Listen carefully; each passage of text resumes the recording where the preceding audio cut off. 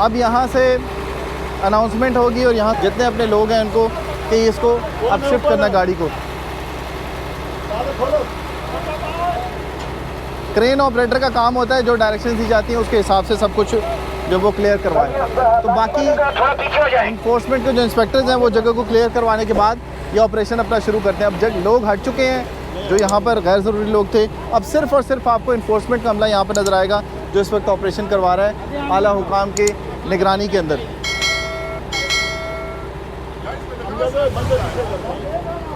अब यहाँ से आप अंदाज़ा लगा सकते हैं कि कितने अरसे से ये गाड़ी खड़ी हुई थी।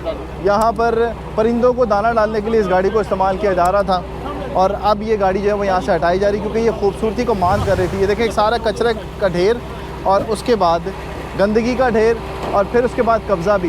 ये सारा फुटपाथ है जिसके ऊपर मोहसिन खड़ा हुआ इस वक्त वीडियो बना रहा है। ये सारा फुटपाथ है और इस फुटपाथ को वागुजार करवाने के बाद ये ग्रीन एरिया जो है इसे इस हालत में लाया जाएगा जिस हालत में इसको होना चाहिए।